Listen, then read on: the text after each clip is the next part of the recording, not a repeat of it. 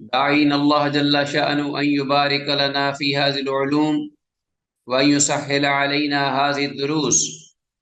ربنا تقبل منا إنك أنت السميع العليم وتب علينا إنك أنت التواب الرحيم. رب يسر ولا تعسر وتمم بالخير. رب سهل ويسر ولا تعسر علينا يا ميسر كل عسير. عزیز طلبہ، اللہ کے فضل و کرم اور اس کی توفیق سے مشکات المصابیح کے سلسلہ دروس کا یہ ایپیسوڈ نمبر 13واں سبق آپ کے سامنے موجود ہے، اور ہمارے ہاں آج زیر مطالعہ جو احادیث ہیں وہ 4224 سے 4233 تک انشاءاللہ ترجمے پر فوکس رکھتے ہوئے قابل وضاحت عبارات کی وضاحت کریں گے اور احادیث کی اسنادی حیثیت کی طرف بھی اشارہ ہوگا۔ آتے ہیں احادیث کی اصل نصوص کی جانب اس درس کے حوالے سے، اور دیکھتے ہیں کہ آج ہمارے پاس جو پہلی حدیث ہے کتاب الاطعمہ، کھانے پینے کے ایک وسیع و عریض چیپٹر کے ضمن میں، وہ پہلی حدیث ہماری 4224 ہے،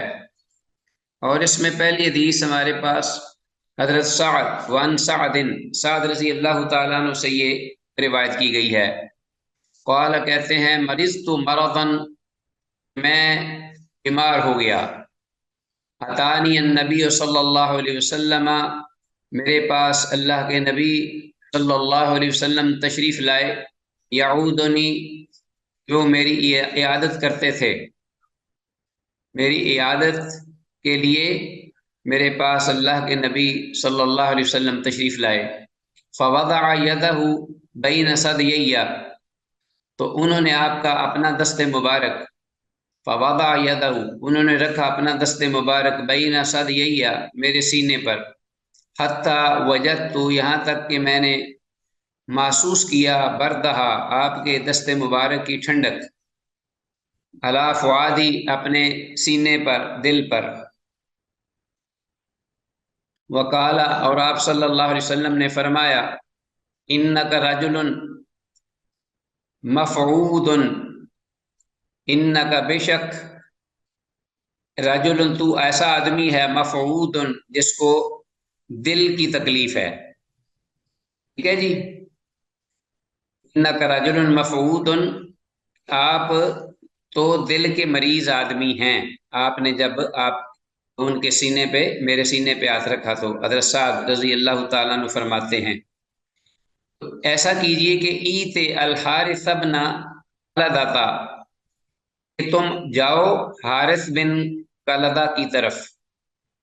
حارث بن کلدہ کی طرف جاؤ، اخا ثقیف، کہ جو ثقیف کے قبیلہ سے تعلق رکھتے ہیں، یعنی جو کہ ثقیف، بنو ثقیف کے بھائی، بنو اخا ثقیف، لفظی ترجمہ یہ ہوگا کہ بنو ثقیف کے بھائی حارث بن کلدہ کی جانب جاؤ۔ فإنہ رجل یتطبب، کہ بے شک وہ آدمی ایک اچھا عمدہ طبیب ہے، یعنی ریلائبل طبیب ہے۔ تو فلیأخذ 7 تمرات من عجبۃ المدینہ، کہ اسے چاہیے کہ وہ، یعنی وہ طبیب جو ہے حارث بن کلدہ، وہ لے 7 تمرات، 7 کھجوریں، من عجبۃ المدینہ، مدینہ کی اجوا کھجوریں، 7 مدینہ کی اجوا کھجوریں لے، فلیجعہن بنواتہن، تو پھر وہ ان کھجوروں کو کوٹے، یعنی پیسے، کوٹے، گرینڈ کرے، فلیجعہن بنواتہن، ان کی گٹھلیوں سمیت۔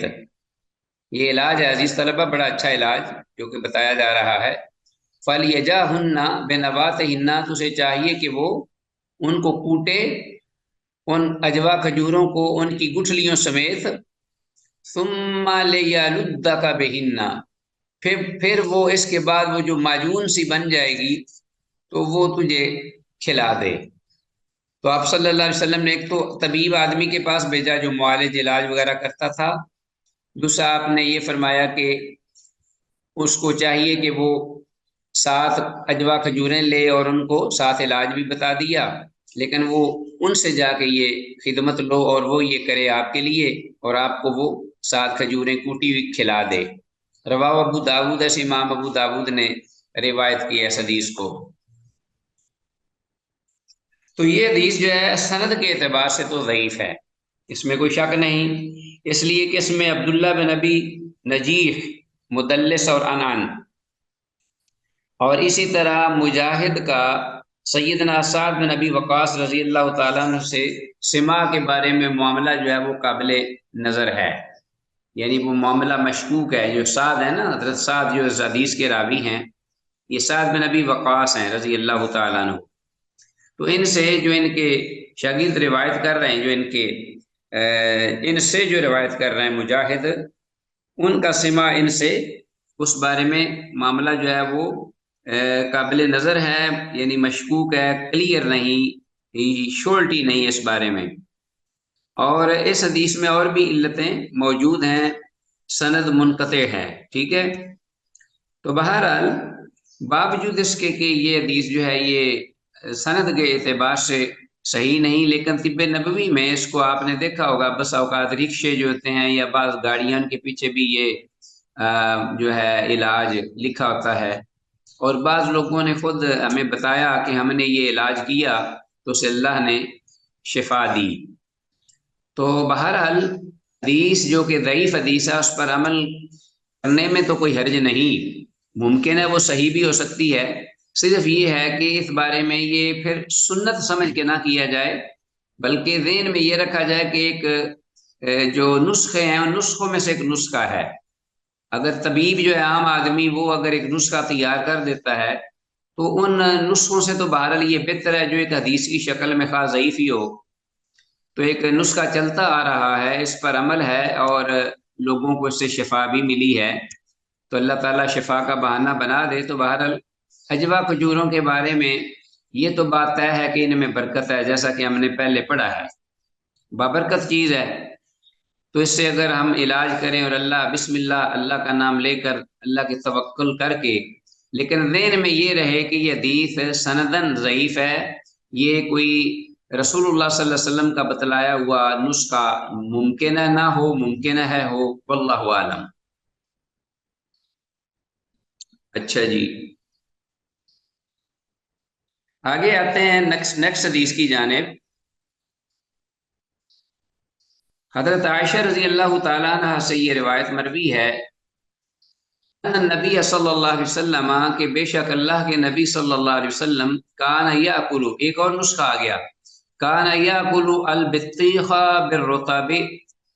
کہ آپ کھاتے تھے، جی یہاں کان یاکل یعنی کھایا، یہ آپ کا معمول تھا کہ آپ کی کبھی کبھی کھایا کرتے تھے، البطیخ تربوز، بالرطب کھجور کے ساتھ، جو تازہ پکی ہوئی فریش کھجور ہوتی ہے جس کو ہم ڈوکا بھی کہتے ہیں، درخت کے اوپر پک جائے، اور آپ نے دیکھا ہوگا کہ وہ بعض اوقات ایک تو کچھ کھجور ہوتی ہے باقاعدہ پیل ڈال کر اس کو تیار کر کے تو اس کو لایا جاتا ہے بازار میں، ایک کھجور ہوتی ہے جو براہ راست درخت سے اتاری جاتی ہے، اور بعض آپ نے دیکھا ہوگا کہ بعض جو کھجور فروخت کرنے والے ہیں وہ اس کے خوشے سمیت لے آتے ہیں کاٹ کر، سارا اوپر لگی ہوتی ہے باقاعدہ، تو اس میں آدھی پکی ہوتی ہے، آدھی ریڈ ہوتی ہے، آدھی جو ہے وہ بعض اوقات گرین ہو جاتی ہے، تو وہ بڑی شاندار بڑی میٹھی ہوتی ہے، وہ فریش، وہ یہاں مراد ہے وہ روتب، جسے ڈوکا ہم کہتے ہیں۔ رواہ ترمذی و وزاد ابو داود، امام ترمذی نے سے روایت کیا اور امام ابو داود نے یہ الفاظ زیادہ کیے ہیں کہ وہ یقول، کہ آپ یہ فرما رہے تھے کہ یہ اپنا رسول کریم صلی اللہ علیہ وسلم یہ بھی فرماتے تھے کہ یکسرو حر ھذا، کہ اس چیز کی یعنی اس کھجور کی جو گرمی ہے، حرارت، یکسرو حر ھذا ببرد ھذا، وہ تربوز کی جو ٹھنڈک ہے اس کے مقابلے میں ہے، یعنی اس کو مار دے گی، وبرد ھذا بحر ھذا، اور اس تربوز کی جو ٹھنڈک ہے وہ اس کھجور کی گرمی کے برابر ہے، یعنی مطلب یہ کہ دونوں چیزیں جو ہیں وہ بہترین امتزاج ہے، گرم اور ٹھنڈی دونوں چیزوں کو ملا کے کھایا تو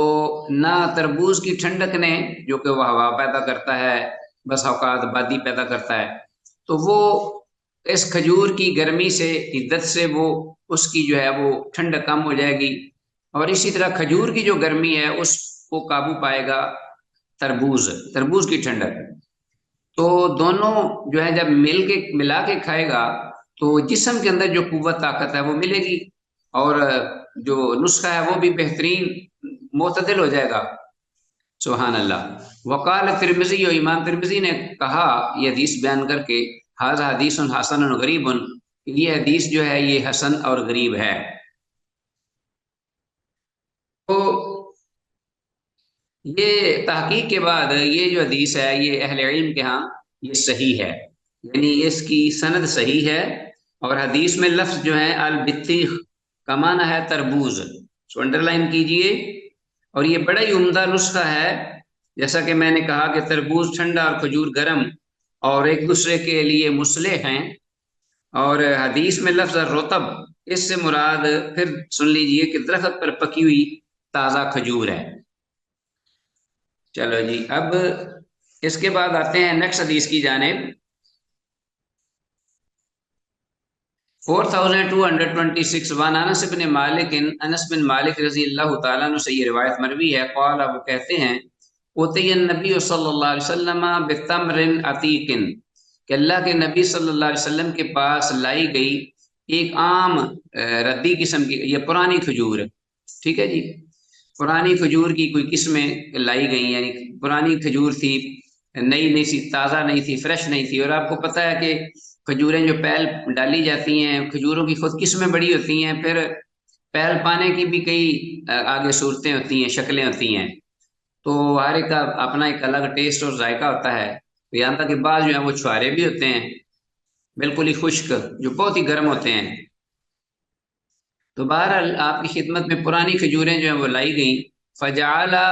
یفتشہ، تو آپ صلی اللہ علیہ وسلم شروع ہوئے کہ ان کو کھول کھول کر ان کو دیکھنے لگے، جی، یفتشہ ویخرج السوس منہ، اور آپ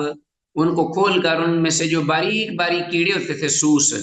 کھجور کے اندر جو کیڑے ہوتے ہیں بہت باریک ہوتے ہیں، تو وہ آپ ان کو نکال رہے تھے، وَيُخْرِجُ السُّوسَ مِنْهُ، اور اس میں سے وہ کیڑے آپ نکال رہے تھے۔ رواہ ابو داؤد، ایسے امام ابو داؤد نے روایت کیا ہے۔ تو یہ اپنا حدیث جو ہے اس کی سند صحیح ہے، یعنی صحیح حدیث ہے، صحیح الاسناد، اور حدیث میں لفظ السوس کا معنی ہے کیڑے، جسے ہم وہ سسری وغیرہ بھی کہتے ہیں اپنی پنجابی میں۔ وہ یہ کیڑے جو ہیں آپ نے دیکھا ہوگا عام طور پر، یہ کیڑا گندم، جو، چنے اور دیگر جو اناج اور غلے کی قسمیں ہیں ان میں یہ پایا جاتا ہے، یہ خاص طور پر چاولوں میں بھی پایا جاتا ہے۔ تو چاول جب پکانے کے لیے بھگوئے جاتے ہیں نا، تو ان کے اوپر وہ چھوٹے چھوٹے کیڑے آپ نے دیکھا ہوگا وہ تیرنے لگتے ہیں، انہیں یہ سوس کہتے ہیں، ریڈ کلر کی چھوٹے چھوٹے بالکل۔ تو اس سے یہ بھی معلوم ہوا کہ یہ جو کیڑے ہیں یہ نجس نہیں، کیڑے حرام بھی نہیں، اگر کوئی کسی کے منہ میں چلا جائے تو نہ وہ نجس ہیں نہ وہ حرام ہیں، کیونکہ ان کے اندر خون نہیں ہوتا، بغیر خون کے جو کیڑے ہیں وہ گندے نہیں ہیں، وہ نجس نہیں ہیں۔ تو اگر کسی کے ہاتھ میں مر جائے، یا کوئی مطلب وہ پچک جائے، یا اس کا کوئی لیکوڈ بھی نکل ہے تھوڑا بہت معمولی سا، تو وہ گندا، اور وہ خون نہیں نکلتا ان کے اندروں سے، ان کیڑوں کے اندر سے۔ تو اس لیے یہ شریعت نے آسانی کی ہے کہ چونکہ کیڑے ہر جگہ ہوتے ہیں، تو ایسا نہ ہو کہ بہت ساری چیزیں ان کی وجہ سے آدمی کھا ہی نہ سکے اور ضائع ہو جائیں، ان کو صاف کر کے بندہ کھا سکتا ہے۔ تو ایون اللہ کے رسول صلی اللہ علیہ وسلم نے وہ کھجور پرانی جو ہے اس کو بھی ضائع نہیں جانے دیا، بلکہ اس میں سے کیڑے صاف کیے، اور کا صاف کر کے بقیہ کھجور کی گٹھلی پھینک کر اس کا چھلکا کھا لیا، مقصد یہ تھا۔ آگے آتے ہیں حدیث، وان ابن عمر، عبداللہ بن عمر رضی اللہ عنہما سے یہ روایت ہے، قال، وہ کہتے ہیں، اوتی النبی صلی اللہ علیہ وسلم بجبنۃ فی تبوک، کہ اللہ کے نبی صلی اللہ علیہ وسلم کی خدمت میں پنیر لایا گیا، جبنا، بجبنۃ، انڈر لائن کیجئے اس کو، پنیر لایا گیا فی تبوک کا غزوہ تبوک کی مہم کے دوران، فدعا بالسکین ہے تو آپ صلی اللہ علیہ وسلم نے چھری منگوائی، چھری یا چاقو قسم کی کوئی چیز، فسما وقطع تو آپ صلی اللہ علیہ وسلم نے سما اللہ کا نام لیا، بسم اللہ، وقطع اور اس کے چھری سے اس کو کاٹا، یعنی ٹکڑے کیے، پیس کیے کھانے کے لیے۔ رواہ ابو داود سے امام ابو داود نے روایت کیا اس حدیث کو۔ تو اس حدیث کی عزیز طلبہ جو تحقیق کے باسند ہے یہ ضعیف ہے، مگر حدیث از خود حسن ہے، یعنی پنیر کھانا جو بنا جو ہے یہ جائز ہے، بالکل صحیح ہے، درست ہے، اور ایک چھری سے کاٹ کے کھایا جا سکتا ہے، تو اس میں کوئی حرج نہیں ہے، اس کے مفہوم میں لا باس بہ۔ اور حدیث میں جبنا، اس کو انڈر لائن کیجیے، اس کا معنی ہے پنیر کھانے کا، اور پنیر آپ سب جانتے ہیں مختلف قسم کے ہوتے ہیں، پنیر بھی مختلف چیزوں سے بنے ہوئے۔ آگے ہمارے پاس حدیث ہے وان سلمان رضی اللہ تعالیٰ عنہ سے روایت ہے، مروی قال، وہ کہتے ہیں سئل رسول اللہ صلی اللہ علیہ وسلم، کہ اللہ کے رسول صلی اللہ علیہ وسلم سے پوچھا گیا عن السمن، گھی کے بارے میں، والجبن اور پنیر کے بارے میں، والفرا اور چمڑے کے بارے میں جو رنگا ہوا ہو، فرا، تو یعنی اس کے بارے میں اپنا پوچھا گیا کہ اس کا کیا حکم ہے، ان چیزوں کے استعمال کے بارے میں کیا حکم ہے۔ تو فقال، آپ صلی اللہ علیہ وسلم نے فرمایا الحلال ما احل اللہ تعالی فی کتابہ، ہر وہ چیز حلال ہے جسے اللہ نے اپنی کتاب میں حلال کیا، والحرام ما حرم اللہ فی کتابہ، اور ہر وہ چیز حرام ہے جو اللہ رب العالمین نے اپنی کتاب میں حرام کیا، وما سکت عنہ، اور جو چیز جس سے شارع جو ہیں وہ خاموش ہوئے، جس چیز کے بارے میں شریعت یا وہ خاموش رہی، وما سکت عنہ یا اللہ رب العالمین، فہو مما عفا عنہ، جی، تو یا جس چیز کے بارے میں اللہ نے سکوت فرمایا، حکم صادر نہیں کیا، فہو مما عفا عنہ، تو وہ بھی ان چیزوں میں سے ہے جس کے بارے میں معافی اللہ نے معافی دی ہے، یعنی کیا مطلب کہ وہ بھی چیزیں جائز ہیں، جن چیزوں کے بارے میں شریعت خاموش ہے وہ چیز استعمال کرنے میں کوئی حرج نہیں، وہ جائز ہے، اس لیے کہ جو حرام تھی کلیئر حرام قرار دے دی گئی، اور کچھ چیزیں کلیئر حلال قرار دے دی گئی، جن کے بارے میں خاموشی ہے، آپ اس میں پریشان نہ ہوں، نہ اپنے آپ پر مشقت ڈالیں، بلکہ اس کو استعمال میں لا سکتے ہیں۔ روا ابن ماجہ تھا و ترمذی، امام ابن ماجہ نے روایت کیا، امام ترمذی نے بھی، وقال، اور امام ترمذی کہتے ہیں ھذا حدیث غریب، یہ حدیث تو غریب ہے، موقوف علی الاصح، اور یہ صحیح جو سند کے اعتبار سے اس کا صحیح ہونا موقوف ہے، موقوف ہونا اس کا صحیح ہے سند کے اعتبار سے، اور موقوف آپ جانتے ہیں ما ینتہی الی الصحابی، موقوف وہ ہے جو صحابی تک توقف اختیار کرے، یعنی مرفوع اللہ کے رسول کی طرف، اللہ کے رسول تک نہ پہنچے بلکہ صحابی تک پہنچے، یہ صحابی کا اپنا قول ہے، اثر ہے، تو صحابی کے اثر ہونے میں یعنی سلمان رضی اللہ تعالیٰ عنہ کے اپنا قول ہونے کے بارے میں یہ صحیح ہے، باقی مرفوع ہونے کے بارے میں یہ حدیث سے پھر صحیح نہیں ہوئی، ٹھیک ہو گیا جی۔ بعض کہتے ہیں کہ یہ اپنے شواہد کی وجہ سے حسن درجے کی ہے، مطلب یہ کہ اس کا مرفوع ہونا بہرحال ضعیف ہے، لیکن چونکہ ایک موقوف حدیث جو ہے وہ صحیح ہے، اس لیے اس کا جو اس کے اندر جو اپنا ہے یا دیگر شواہد ہیں یا اس کے اندر جو دیگر روایات ہیں اس میں بھی اس قسم کے الفاظ ملتے جلتے موجود ہیں جو کہ ضعف سے خالی ہیں، ضعف سے محفوظ ہیں، تو اس اعتبار سے شواہد جو ہیں وہ اس کو طاقتور بنا دیتے ہیں، حسن درجے تک پہنچا دیتے ہیں۔ باقی یہ حدیث جو ہے سلمان رضی اللہ عنہ سے، اس کا موقوف ہونا زیادہ صحیح ہے بنسبت مرفوع ہونے کے، مرفوع اس کا ہونا ضعیف ہے، ٹھیک ہو گیا جی۔ تو بعض دیگر نے اسے ضعیف بھی قرار دیا ہے، اس لیے کہ وہ کہتے ہیں کہ سند میں سیف بن ہارون البرجمی ضعیف راوی ہے، اور اس میں دوسری علتیں بھی ہیں، تو بہرحال حدیث واللہ عالم حدیث کے ضعف اور صحیح ہونے میں اختلاف ہوا ہے، اس لیے ہم اس کی بھی جو ہے اپنا نسبت اللہ کی طرف چھوڑتے ہیں، اللہ عالم بالصواب۔ باقی اس کا جو مفہوم ہے وہ ٹھیک ہے، اس میں کوئی شک نہیں۔ ہاں جی، جو اشیاء جو چیزیں حرام کرنا مقصود تھیں شریعت میں، انہیں قرآن و حدیث میں بیان کر دیا گیا ہے، اور باقی جو ہے ان کا جواز ہے، کوئی شخص چاہے تو استعمال کر لے، چاہے تو نہ کرے، یہ ہے مطلب۔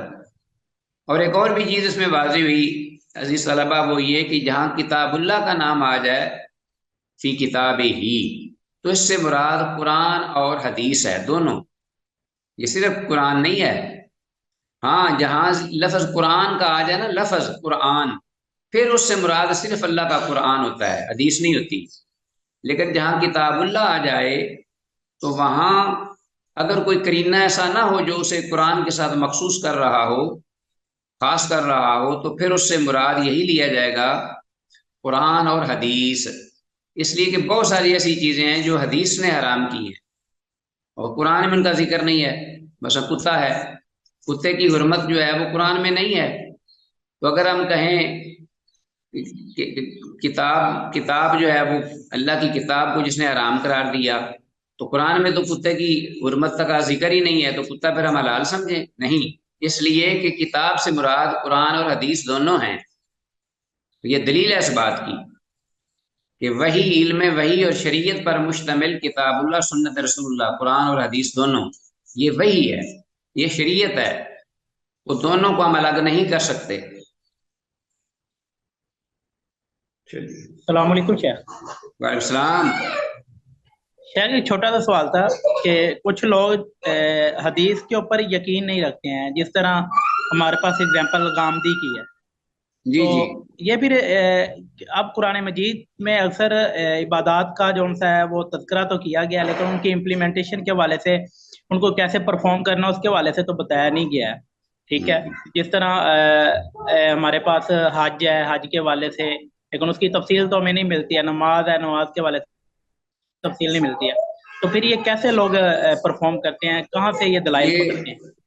یہ بات یہ ہے کہ بڑی لمبی بحث ہے یہ،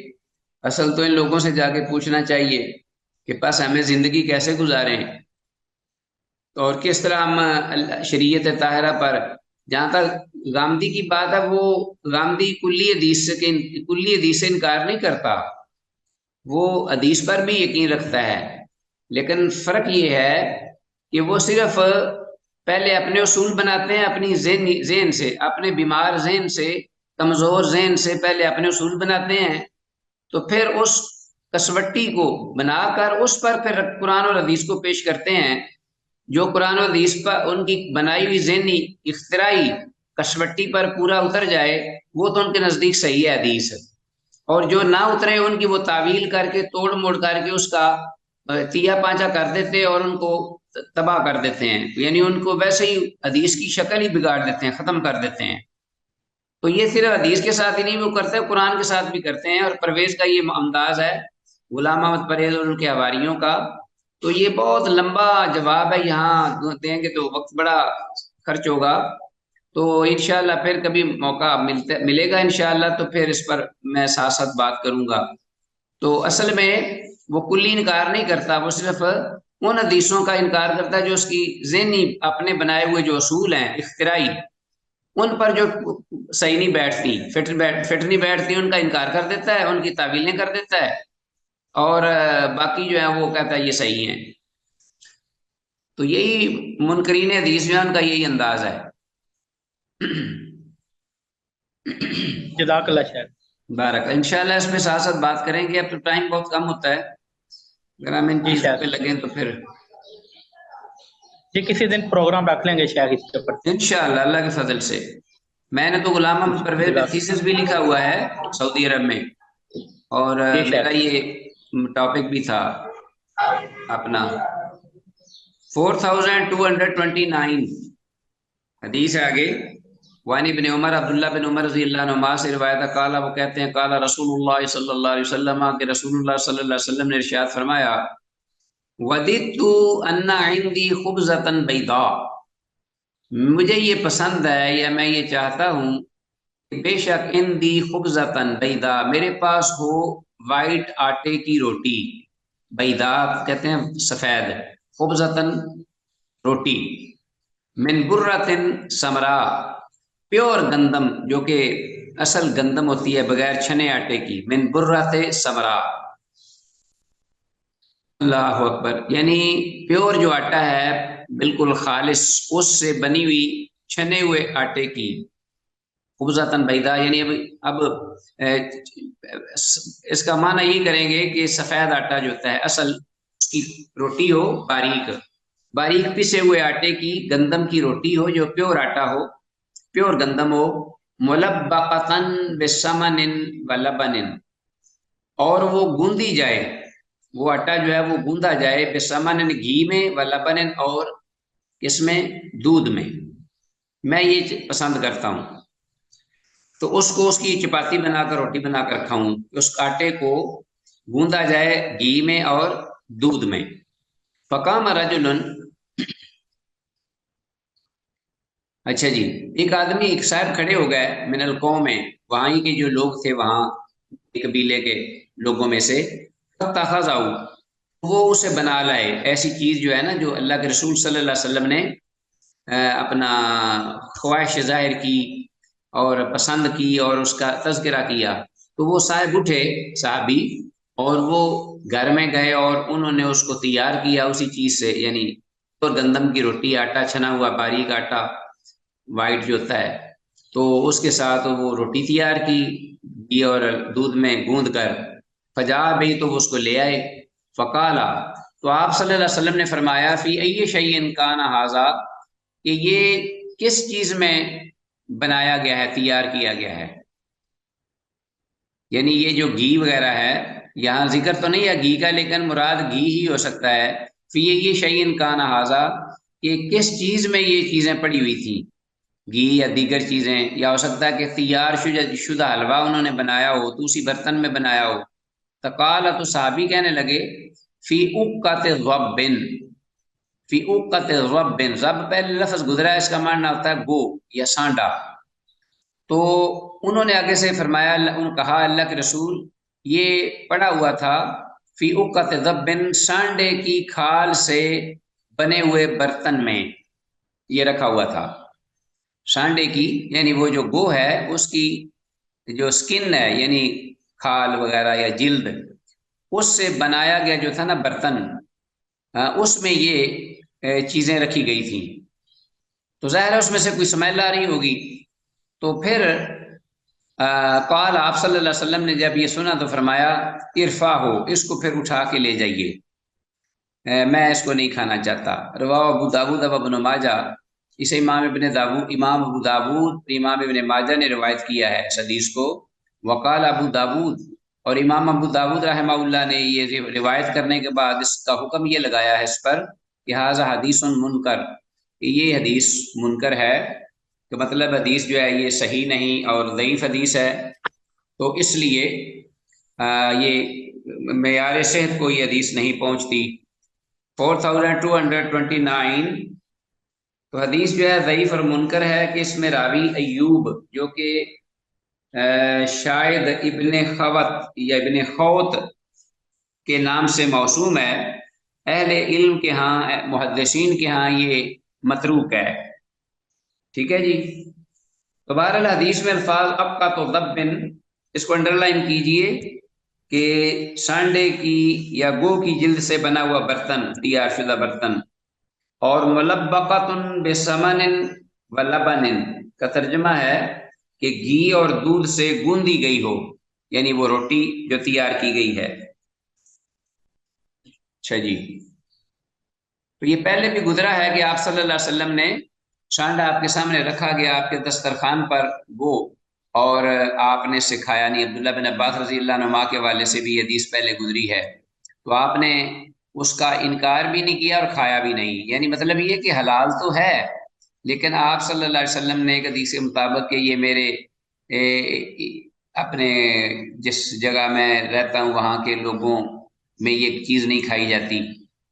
इस तरह के अल्फाज। फिर एक में ये भी कि मेरे पास फरिश्ते आते हैं तो मैं ये खाने से इज्तनाब करता हूँ। तो इस एतबार से यहाँ चूंकि ये चीज़ आ गई है, लेकिन हदीस चूंकि मुनकर है या ज़ईफ है, इसलिए اپنا یہ قابل عمل نہیں۔ انا علی، علی رضی اللہ تعالیٰ عنہ سے یہ روایت ہے، قال وہ کہتے ہیں نہا رسول اللہ صلی اللہ علیہ وسلم ان اکل الثوم، کہ رسول اللہ صلی اللہ علیہ وسلم نے روکا، منع کیا ہے، ان اکل الثوم، لہسن کے کھانے سے، الا مطبوخا، سوائے اس کے کہ وہ پکا ہوا ہو۔ رواہ ترمذی و ابو داود، امام ترمذی اور امام ابو داود نے اس کو روایت کیا ہے۔ تو حدیث کا مفہوم یہ بتا رہا ہے کہ حدیث صحیح نہیں ہے، اس لیے کہ لہسن اور پیاز بالکل کھایا جا سکتا ہے، کچے بھی کھائے جا سکتے ہیں، حرام نہیں ہے، لیکن بہرحال یہ کھا کر مسجد میں جانے سے اجتناب کرنا چاہیے، کیونکہ منہ سے اسمیل آتی ہے۔ ہاں اگر پکا ہوا ہو تو وہ ہم یہ کہہ سکتے ہیں زیادہ سے زیادہ کہ پکا ہوا جو لہسن اور اپنا ہوتا ہے پیاز، وہ جب اچھی طرح پکا جائے اور وہ مکس ہو جائے ہنڈیا وغیرہ میں، تو پھر اس کا جو اسمیل بو ہے وہ ختم ہو جاتی ہے، تو اس کے کھانے سے، کھا کر نماز پڑھنے سے کوئی حرج بھی نہیں، اچھی طرح آدمی کولی کر لے تو 4230 یہ حدیث سند کے اعتبار سے ضعیف ہے۔ جیسا کہ میں نے کہا ہے کہ یہ الفاظ بتا رہے ہیں کہ یہ جو حدیث ہے یہ صحیح نہیں ہو سکتی، ضعیف ہے کہ اس کی سند میں ابو اسحاق مدلس اور مختلط اور انعن ہے، ٹھیک ہے جی، اور نہیں معلوم ہو سکا کہ ان کی بیان کردہ یہ حدیث ان کے ذہنی اختلاط سے پہلے کی ہے یا بعد کی۔ بہرحال حدیث میں نہیں تنزیہی ہے، اس لیے کہ لہسن حرام نہیں، اگر کوئی کچا نہیں کھانا چاہتا صرف اس لیے کہ بو آتی ہے، اسمیل آتی ہے، تو کوئی حرج نہیں ہے، باقی اس کو حرام نہ سمجھے اور پکا کر کھا لے۔ تو اگر نہیں ہے تو حرام کی نہیں، حرمت کی نہیں، نہیں تنزیہی ہے۔ دو قسم کی نہیں ہے نا، ایک نہیں آپ پڑھیں گے اصول فقہ میں یا پڑھ لیا ہوگا کہ کراہت تنزیہی اور کراہت تحریمی، ٹھیک ہے جی۔ اللہ اکبر۔ آگے ہمارے پاس 4231 وان ابی زیاد، ابو زیاد سے یہ روایت ہے، قال وہ کہتے ہیں کہ سئلت عائشہ رضی اللہ عنہا، عائشہ رضی اللہ تعالیٰ عنہ سے یہ سوال کیا گیا، پوچھا گیا، ان البصل، پیاز کے بارے میں، پیاز کھایا جا سکتا ہے کہ نہیں؟ فقالت، تو انہوں نے کہا کہ ان آخر طعام، سب سے آخری کھانا، اکلہ رسول اللہ صلی اللہ علیہ وسلم، جسے اللہ کے رسول صلی اللہ علیہ وسلم نے تناول فرمایا، وہ طعام، وہ کھانا تھا کہ فی بصل، اس میں پیاز تھا۔ تو انہوں نے اس بات کی وضاحت فرما دی کہ پیاز جو ہے وہ کچا بھی کھایا جا سکتا ہے اور پکا ہوا بھی، لیکن جیسا کہ لہسن کے بارے میں معلوم ہوا کہ اگر کوئی نہ کھانا چاہے صرف اس لیے کہ اس میں اسمیل آتی ہے، تو حرام کیے بغیر اس سے بچنے میں کوئی حرج نہیں، تو پکا ہوا جو ہے وہ بے شک کھا لے، جیسا کہ اس حدیث میں ہے، رواہ ابو داود، صحیح امام ابو داود نے روایت کیا ہے، لیکن بہرحال یہ حدیث بھی جو ہے سند کے اعتبار سے صحیح نہیں ہے، ضعیف ہے۔ تو پیاز اور لہسن دونوں سبزیاں ہیں اور یہ ہر صورت میں کھائی جا سکتی ہیں، سوائے اس کے اس وقت کے کہ مسجد میں جانا ہو اور کچی کھائے آدمی، اس کے منہ سے اسمیل آ رہی ہو، کچی ہو یا پکی ہوئی ہو، مقصد اصل علت جو ہے مسجد میں نہ جانے کی وہ اسمیل ہے، منہ سے ایسا نہ آئے، یعنی تعفن کے فرشتے بھی اس سے تکلیف میں ہوں۔ اچھا جی، تو یہ حدیث سند کے اعتبار سے ضعیف ہے، اس لیے کہ سند میں راوی خیار بن سلمہ، وہ جسے امام ابن حبان رحمہ اللہ کے علاوہ اور کسی نے بھی سکہ قرار نہیں دیا، تو وہ یہ اس سند میں موجود ہے۔ تو معلوم ہوا کہ لہسن کی کراہت تنزیہی ہے، اور بصل، پیاز کا معنی، یعنی البصل کا معنی ہے پیاز، اس کا بھی وہ یہی معنی ہے کہ اگر ہم اس کو روکیں گے کھانے سے تو وہی پیاز، جو کہ مختلف قسم کے پیاز ہوتے ہیں، بعض پیاز جو ہیں وہ بڑے ہی کڑوے ہوتے ہیں اور ان کی اسمیل زیادہ ہوتی ہے، بعض پیاز جو ہیں ان کی اسمیل اتنی نہیں ہوتی، میٹھے ہوتے ہیں، بہرحال یہ دیکھ لینا چاہیے۔ تو کچا کھا کے نہ ہی جانا بہتر ہے مسجد میں، جیسا کہ آگے حدیثیں اس میں یہ ذکر آئے گا ان چیزوں سے، جن سے آپ نے مسجد میں جا کر کھانے سے کھانے کے بعد مسجد میں جانے سے روکا ہے۔ وان ابنئی بسر السلمیین، نیکسٹ حدیث ہمارے پاس ہے کہ بسر سلمی کے السلمیین، بسر کے دو بیٹے،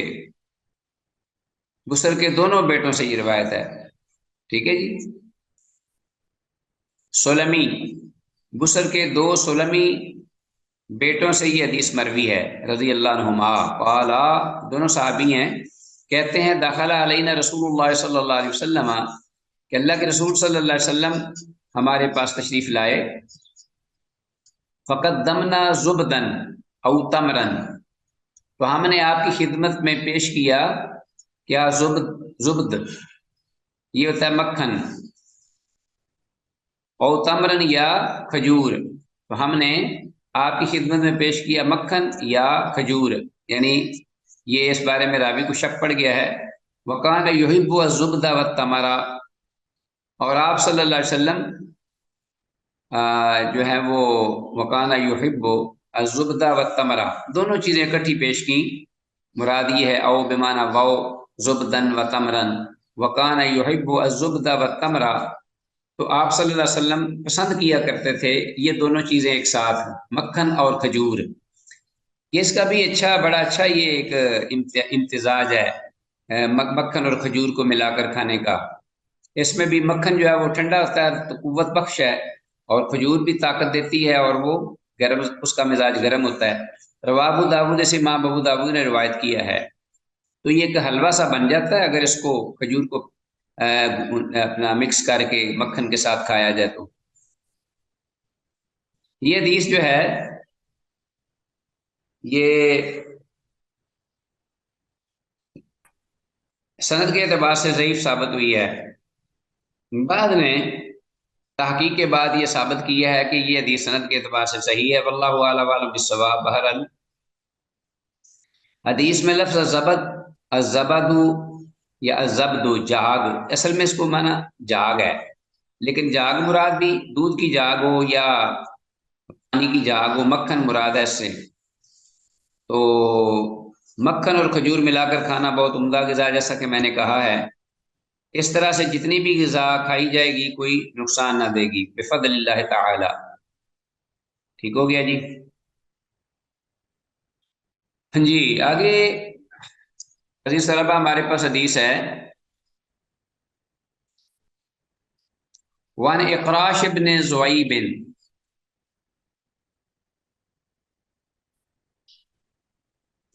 وان اقراش ابن زویب، اقراش بن زویب رضی اللہ تعالیٰ عنہ، یہ صحابی ہیں، ان سے یہ روایت حدیث مروی ہے، قال کہتے ہیں کہ اتینا بجفنۃ کثیرۃ الثرید والوزر، ہاں جی، اتینا بجفنۃ، ہمارے پاس ایک بہت بڑا ایک ٹب لایا گیا، جفنا کا معنی تو ویسے ایسا بڑا برتن ہوتا ہے جس میں آپ دیکھتے ہیں کہ کئی ایک برتن ہمارے پاس شادی بیاہوں پہ دیگ کے اندر سے جب چاول جو ہے وہ یا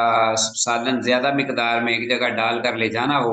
وہ جو برتن ہوتا ہے جسے ہم کڑھائی بھی کہہ لیں بڑی، تو لوہے کی بنی ہوئی یا کوئی برتن جفنا اسے کہتے ہیں۔ وان اقراش بن زویب، اقراش بن زویب رضی اللہ تعالیٰ عنہ سے یہ روایت مروی ہے، قال کہتے ہیں کہ اتینا بجفنۃ، ہمارے پاس ایک بہت بڑا برتن لایا گیا، کثیرۃ الثرید والوزر، کہ جس میں بہت سارا سرید اور گوشت کے ٹکڑے یعنی بوٹیاں وغیرہ تھیں، والوزر، کثیرۃ الثرید والوزر، بہت سارا جو سرید اور بوٹیوں والا ایک بڑا جو کڑھائی ہے وہ ہمارے پاس لائی گئی، یا برتن لایا گیا یا پیالہ، جو بھی اس کا معنی کر لیں۔ فخبطت بیدی فی نواحیہا، ہاں جی، فخبطت، تو میں مار رہا تھا، پھیر رہا تھا، بیدی اپنا ہاتھ، فی نواحیہا اس کے کناروں میں، اس کے کناروں میں، اس برتن کے کناروں میں میں اپنا ہاتھ مار رہا تھا، پھیر رہا تھا. فقبضت بیدی فی نواہیہا وأکل رسول اللہ صلی اللہ علیہ وسلم من بین یدیہ، جبکہ اور اکلا اور کھایا رسول اللہ صلی اللہ علیہ وسلم نے من بین یدیہ اپنے سامنے سے. میں اس کے کناروں پہ ہاتھ پھیر رہا تھا جبکہ رسول اللہ صلی اللہ علیہ وسلم اپنے سامنے سے جو کھانا تھا اس بڑے برتن میں وہاں سے کھا رہے تھے. فقبض بیدہ الیسری، تو آپ نے اسی اسنا میں قبض، آپ نے پکڑا بیدہ اپنے ہاتھ، اپنے بائیں ہاتھ سے، بیدہ الیسری اپنے بائیں ہاتھ سے آپ نے پکڑا، علی یدی الیمنی میرا دایاں ہاتھ، کھاتے ہوئے کیونکہ دایاں ہاتھ تو آپ کا مصروف تھا، تو آپ نے پھر بائیں ہاتھ کو استعمال کیا اور میرے دائیں ہاتھ کو پکڑ لیا جو کہ پھر رہا تھا برتن میں. ثم قال، پھر فرمایا، یا اکراش، اے اکراش، کل من موضع واحد، تم ایک ہی جگہ سے، برتن میں ایک ہی جگہ سے کھاؤ. ٹھیک ہے جی، ایک کھانے کے آداب میں سے ایک ادب ہے کہ تم برتن میں سے، پورا برتن آپ کے سامنے، اس میں سے ایک ہی جگہ سے کھاؤ. فَإِنَّهُ طَعَامٌ وَاحِدٌ، اس لیے کہ یہ ایک ہی کھانا ہے اور وہ پورے برتن میں پھیلا ہوا ہے، اور تم یہ جو کنارے میں کبھی ادھر ہاتھ مار رہے ہو کبھی ادھر، یہ اچھا نہیں، آداب کے خلاف ہے. ہاں جی. پھر کہتے ہیں یہی راوی جو ہے اکراش، کہ ثم اتینا بطبق، ہاں جی، فیہ الوان التمر، کہ پھر ہمارے پاس ایک اور ٹب لایا گیا، طبق یعنی بڑا تھال جسے کہتے ہیں نا، بطبق، جسے ہم اپنی پنجابی زبان میں تو پرات کہتے ہیں، سینی بڑی، یا سمجھ لیجئے کوئی تھال سا بڑا. ثم اتینا بطبق، کہ پھر ہم لائے گئے ایک بڑا طبق، یعنی طباق لائے گئے، بڑا ایک برتن لائے گئے، بڑی بڑی پرات کی شکل کا. فی الوان التمر، کہ اس میں مختلف قسم کی کھجوریں تھیں. الوان التمر یعنی رنگا رنگ کی، مختلف اقسام کی. رنگا رنگ سے مراد یہ مختلف قسموں کی کھجوریں تھیں، ایک کھجور ایک قسم کی نہیں تھی. فجعلت آکل من بین یدیہ، تو میں شروع ہوا کھانا ان میں اپنے سامنے سے. وہ بھی برتن بڑا تھا اور اس میں کھجوریں بکھری ہوئی تھیں اور مختلف قسموں کی تھیں. تو چونکہ رسول اللہ صلی اللہ علیہ وسلم نے مجھے یہ فرما دیا تھا کہ اپنے سامنے سے کھاؤ، ادھر ادھر ہاتھ نہ مار لو، تو میں آپ کی اسی نصیحت کے مطابق میں اپنے سامنے سے کھانے لگا کھجوریں. فجعلت آکل من بین یدیہ، تو میں شروع ہوا اپنے سامنے سے کھجوریں کھانے لگا. وجالت ید رسول اللہ صلی اللہ علیہ وسلم فی الطبق، ہاں جی، جبکہ اور وجالت، جبکہ ید رسول اللہ، رسول اللہ صلی اللہ علیہ وسلم کا دست مبارک وہ جالت گھومنے لگا، فی الطبق کے پورے برتن میں. سمجھ آ رہی بات کی؟ یعنی پورے طباق میں اللہ کے رسول صلی اللہ علیہ وسلم کا ہاتھ جو ہے وہ گھومنے لگا. میں اپنے سامنے سے کھانے لگا جبکہ اللہ کے رسول کا ہاتھ پورے طبق میں، پورے تھال میں گھومنے لگا. فقال، تو آپ نے فرمایا، پھر آپ نے نصیحت فرمائی، یا اکراش، یا اکراش، کل من حیث شئت، اب تو جہاں سے چاہے کھا لے. فإنه غیر لون واحد، اس لیے کہ یہ جو کھجوریں ہیں یہ مختلف قسم کی ہیں، یہ ساری ایک قسم کی نہیں. یہ کھجوریں آپ جو آئی ہیں تھال میں یہ مختلف قسم کی ہیں، ایک قسم کی نہیں، اس لیے آپ جہاں سے چاہو کھاؤ. ثم اتینا بماء، پھر ہمارے پاس پانی لایا گیا. فغسل رسول اللہ صلی اللہ علیہ وسلم یدیہ، تو اب اللہ کے رسول صلی اللہ علیہ وسلم نے اپنا دست مبارک جو ہے وہ دھویا اس پانی سے. ٹھیک ہے جی. ومسح ببلل کفیہ، ومسح ببلل کفیہ، ببلل کفیہ وجہہ وذراعیہ ورأسہ، تو رسول اللہ صلی اللہ علیہ وسلم نے یدیہ دھوئے دونوں ہاتھ اس پانی سے، یعنی آپ جن کو کھانا کھایا تھا تو ومسح ببلل کفیہ، تو آپ نے اپنے جو بھیگے ہوئے ہاتھوں کی جو نمی تھی، ظاہر آپ نے جب پانی سے ہاتھ دھوئے تو پانی بھیگ گیا نا، ہاتھ جو ہے وہ بھیگ گئے آپ کے، آپ نے ہاتھ بھی دھو لیے پانی سے اور ہاتھ جو ہے بھیگ گئے آپ کے دونوں. تو آپ نے کیا کیا، ومسح ببلل کفیہ، تو آپ نے اپنے دونوں ہاتھ مبارک کی جو یعنی ہتھیلیوں کی جو تھی نا نمی، وہ کیا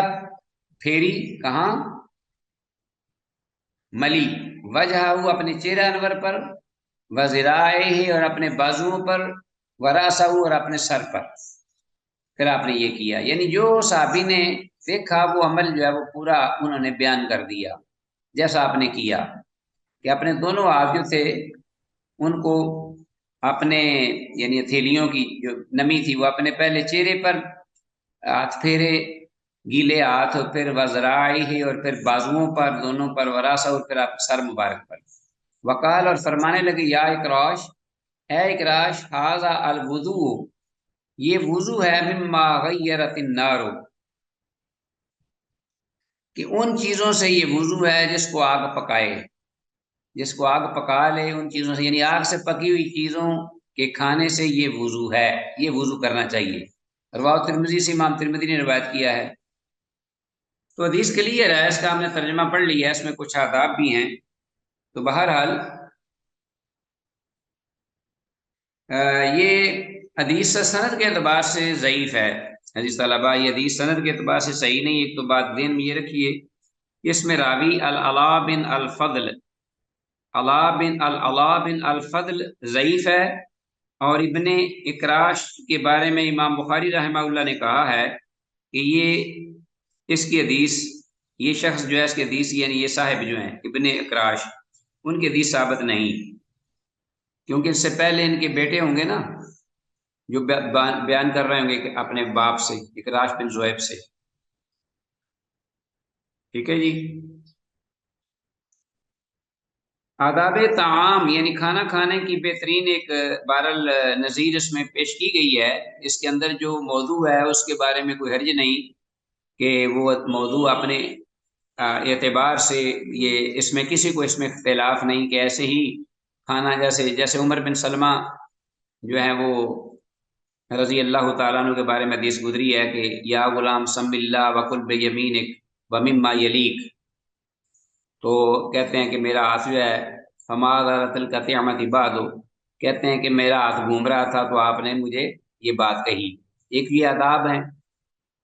تو بہرحال کھانے کے آداب میں سے یہ چیز جو ملوز خاطر رکھی جائے، خاص طور پر کہ اپنے سامنے سے کھایا جائے. کھانا ایک قسم کا ہو، اتنا فرق ہے کہ کھانا ایک ہی قسم کا ہو تو اپنے سامنے سے ہی کھانا چاہیے، جیسا کہ اس حدیث میں بھی ہے. اگرچہ حدیث جو ہے ذوق کے اعتبار سے صحیح نہیں، اپنا سند کے اعتبار سے ضعیف ہے، لیکن اپنے موضوع اور اپنے مفہوم کے اعتبار سے اس میں کوئی حرج نہیں. لا باس بہ، اس میں کسی کو اختلاف نہیں ہے اس کے موضوع کے بارے میں. البتہ مختلف قسم کی مٹھائیاں اگر سامنے آ جائیں ماشاءاللہ، اور میوے، جیسا کہ آپ ڈرائی فروٹ رکھتے ہیں لوگ ایک ہی ٹرے میں